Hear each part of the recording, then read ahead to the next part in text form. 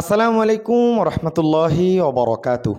প্রিয় ভালোবাসার মানুষ সকল, দেশ এবং দেশের বাহিরে যে যেখান থেকে আজকের এই গুরুত্বপূর্ণ প্রতিবেদন শোনার জন্য ভিডিওতে ক্লিক করছেন, সকলকে জানাচ্ছি আন্তরিক শুভেচ্ছা এবং অভিনন্দন। প্রিয় দর্শক মণ্ডলী, গুম খুনের মামলায় অনেক সেনাবাহিনী, মেজর, ডিজিএফআই অনেকেই যুক্ত ছিলেন। তার ভিতরে অন্যতম ছিলেন হচ্ছে জেনারেল কবির। তিনি আসলে পালায়ে গেছে, বুঝছেন। কেমনি কি পালায়ে গেল, তাকে পালানোর সুযোগ করে দিয়া বাকি 15 জনের সেনা নিবাসে রাখা হয়েছে। এগুলো নাটক ছাড়া আসলে কিছুই না। আজকে একটি তথ্য আসছে, তিনি আসলে কার মদদে কিভাবে পালায়ে গেছেন এই ব্যাপারটা আপনাদেরকে জানাবো। এবং সেই সাথে শেখ হাসিনার সাথে জুম মিটিংয়ে যে সমস্ত নেতাকর্মীরা কথোপকথন করে, অনেকেই এদের মধ্যে থেকে ফেসে যাচ্ছে। খুব একটা গুরুত্বপূর্ণ আপডেট আছে। এবং সেই সাথে আজকের দিনের ঘটে যাওয়া মোটামুটি আরও কয়েকটা প্রতিবেদন আমরা আজকের ভিডিওতে কাভার করার চেষ্টা করব। ভিডিওটি খুবই গুরুত্বপূর্ণ হবে। অনুরোধ করব পরিপূর্ণ ভিডিওটি দেখেই আপনার মূল্যবান মতামতটি কমেন্ট বক্সে জানাবেন। তার আগে ভাই এবং বোনেরা, চ্যানেলে যারা নতুন আসছেন, প্রতিদিনের অথেন্টিক লেটেস্ট আপডেটগুলো সবার আগে পেতে আমাদের চ্যানেলটি সাবস্ক্রাইব করে দিবেন। আমার সংবাদ উপস্থাপনা যারা পছন্দ করেন তারা অবশ্যই ভিডিওতে একটা লাইক করে আমাকে উৎসাহিত করবেন ইনশাআল্লাহ। প্রিয় দর্শক মণ্ডলী, প্রথমেই ডক্টর ইউনূসের একটু প্রশংসা দিয়ে শুরু করতে চাই। তিনি একটা পদক্ষেপ নিয়েছেন, আসলেও এটা ভালো পদক্ষেপ, আপনাদের মাঝে একটু শেয়ার করছি। পরবর্তীতে আস্তে আস্তে গুরুত্বপূর্ণ বিষয়গুলো আমরা কাভার করব, একটু সাথে থাকতে হবে। দেশের আকাশ প্রতিরক্ষাকে শক্তিশালী ও বিমান বাহিনীর আধুনিকায়নে বড় পদক্ষেপ নিচ্ছে অন্তর্বর্তীকালীন সরকার। কি করছে একটু জানাই। ইতালি থেকে 10টি ইউরোফাইটার টাইফুন যুদ্ধবিমান কিনছে আর কি, ইতালি থেকে আমাদের ডক্টর মোহাম্মদ ইউনূস। এবং সেই সাথে তুরস্ক থেকে 6টি T-129 অ্যাটাক হেলিকপ্টার কিনছে ডক্টর মোহাম্মদ ইউনূস। এবং সেই সাথে চীন থেকে 20টি J-10C যুদ্ধবিমান ক্রয় করা হয়েছে, আলহামদুলিল্লাহ। এটা অবশ্যই একটা ভালো সিদ্ধান্ত। এবং সেই সাথে আরও একটা বার্তা, মাসুদ কামাল সিনিয়র সাংবাদিক, তিনি বলছেন যে এনসিপিকে নিয়ে আমার একসময় খুব উচ্চ আশাবাদ ছিল, কিন্তু এনসিপিকে এখন আর আমার মনে হয় একটা বোঝা। এনসিপির এই বোঝা কেউ নিতে চাইবে কি না আমার কাছে মনে হয় না, কারণ তাদের নেতাদের যে আচরণ, যে ব্যবহার, আপনিও কি তাই মনে করেন? এনসিপিরে সবাই কি ছুঁড়েই ফেলে দিবে? একটু কমেন্ট করে জানায়েন। এবং সেই সাথে ডক্টর ইউনূসের যেমন প্রশংসাও করে অনেকেই, এবং তার অনেকগুলো কাজ আছে, যেমন তিনি বিদেশ সফর বেশি বেশি করতেছেন। এটা নিয়ে আমাদের গোলাম মোল্লা রনি ভাই একটা কথা বলছে যে ডক্টর ইউনূসের অতিরিক্ত ভ্রমণ প্রবণতা তার কাজের গুরুত্বকে আড়াল করছে। যতবার উনি বিদেশে যাচ্ছেন ততবারই জনগণ প্রশ্ন করছে এসব সফরের ফলাফল কী। জাতিসংঘ বা এর অধীনে বিভিন্ন সংস্থার আমন্ত্রণে যোগদান অবশ্যই ইতিবাচক, তবে যেন সেটি দেশের প্রয়োজনের সঙ্গে সামঞ্জস্যপূর্ণ হয়। এই কথা আসলে তিনি বলছেন। আপনারাও কি সেটা মনে করেন যে সফরের কারণে তার ভালো কাজগুলো আড়াল হয়ে যাচ্ছে? একটু কমেন্ট করে জানাবেন। এবং রুমিন ফারহানের একটা বার্তা দিয়ে আমরা গুরুত্বপূর্ণ আপডেটে যাব, একটু সাথে থাকেন। রুমিন ফারহান আপা বলছে যে এই সরকারটা পরিবর্তন হওয়ার সাথে সাথে মুহূর্তের মধ্যেই দেখবেন অনেকেই আর বাংলাদেশে নাই। তারা যেন মুহূর্তেই শপথ নিয়েছেন, ওই সময় তাদের মাথায় কি ছিল জানি না। আর যাদের ডুয়েল সিটিজেনশিপ নাই তাদের মেজরিটি ছেলেমেয়েরা বাইরে সেটেল। যাদের আসলে ডুয়েল সিটিজেনশিপ নাই তাদের মেয়েরা নাকি বাইরে সেটেল। তো যাই হোক, আমাদের জামাতের নেতা তাহের ভাই বলছে যে ষড়যন্ত্রে লিপ্ত উপদেষ্টাদের কণ্ঠ রেকর্ড আছে, সংশোধন না হলে নাম প্রকাশ করা হবে, হুমকি দিয়েছেন।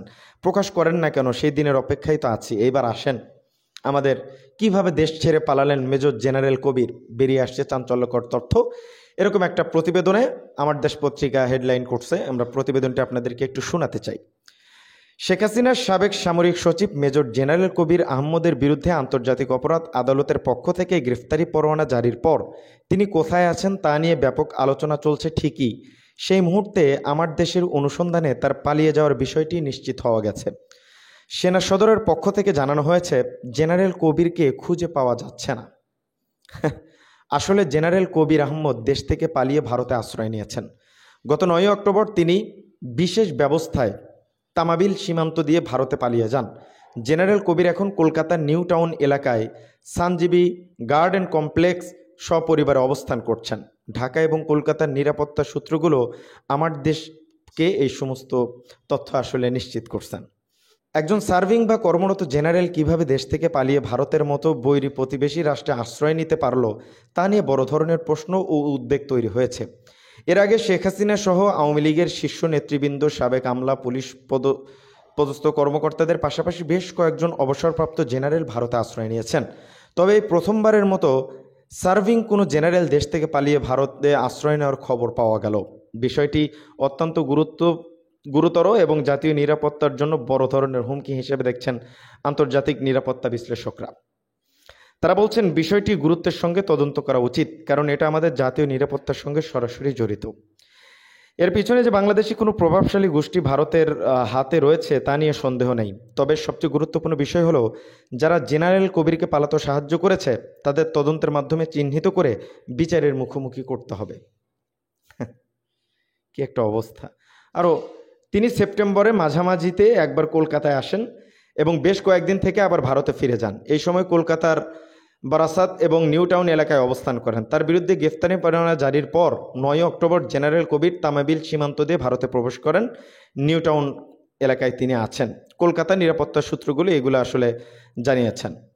পালিয়ে যাওয়ার আগে সেনা কর্মকর্তা আকবর হোসেন সঞ্জীবা গার্ডেনে সপরিবারে অবস্থান করছেন। এখন 2 জন সেখানে অবস্থান করতেছেন। উল্লেখ্য যে আওয়ামী লীগের আমলে গুমের ঘটনায় 2টি মামলায় আন্তর্জাতিক অপরাধ ট্রাইব্যুনাল গত 8 অক্টোবর ক্ষমতাচ্যুত শেখ হাসিনা সহ 28 জনকে গ্রেফতারি পরোয়ানা জারি করেন। তাদের মধ্যে 25 জনই সেনাবাহিনীর সাবেক ও বর্তমান কর্মকর্তা। এদের মধ্যে সবচেয়ে আলোচিত ছিলেন জেনারেল কবির।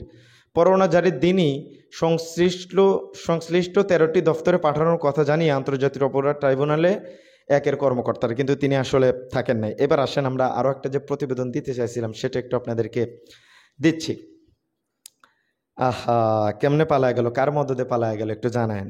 আমার দেশ পত্রিকার প্রতিবেদন যে হাসিনার সঙ্গে জুম মিটিংয়ে ফেঁসে যাচ্ছেন 286 নেতাকর্মী।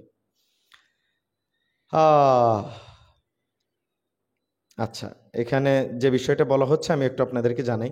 ছাত্র জনতার আন্দোলনের মুখে গত বছরের 5ই আগস্ট প্রধানমন্ত্রী পদ থেকে পদত্যাগ করে দেশ ছেড়ে পালিয়ে যান ভারত। শেখ হাসিনা পালায় গেছেন। এরপর থেকে ভারতে অবস্থান করছেন তিনি। তবে অনলাইন প্ল্যাটফর্ম ব্যবহার করে দেশ ও বিদেশি নেতাকর্মীদের সঙ্গে বিভিন্ন মিটিংয়ে যুক্ত হয়ে বাংলাদেশের বিরুদ্ধে উস্কানি দিতে দেখা গিয়েছে হাসিনাকে। এদিকে 2024 সালের শেষ ভাগে জয় বাংলা ব্রিগেড নামে একটি অনলাইন প্ল্যাটফর্মে অনুষ্ঠিত জুম বৈঠককে কেন্দ্র করে এই রাষ্ট্রদ্রোহ মামলা গড়ে ওঠে। 2024 সালে 19 ডিসেম্বরে ভার্চুয়াল সভায় দেশ ও বিদেশ থেকে বাংলাদেশের আওয়ামী লীগ বিভিন্ন পর্যায়ে নেতাকর্মীরা অংশগ্রহণ করেন বলে গোয়েন্দা সূত্র আসলে জানাইছে। পরবর্তীতে এদের বিরুদ্ধে আসলে মামলা দায়ের করা হয়েছে এবং এগুলো নিয়ে ব্যাপক একটা উত্তাল অবস্থা চলতেছে। এখন বাংলাদেশে অনেকেই আছে তারা ফেঁসে যাবে, বিদেশে অনেকেই আছে তারা ফেঁসে যাবে। তো সিদ্ধান্তটা কেমন হয়েছে একটু জানায়েন। আর প্রতিবেদন বর্তমান বাংলাদেশে নাই, এলোমেলো সব প্রতিবেদন, এগুলো আসলে আমি করব না বিধায় আমি নিউজ দিতে পারছি না। এমনিতেও আমার শারীরিক অবস্থা ভালো না। আজকের ভিডিও পর্যন্তই। ভালো থাকবেন, সবাই সুস্থ থাকবেন। আসসালামু আলাইকুম রহমতুল্লাহ বারাকাতুহু।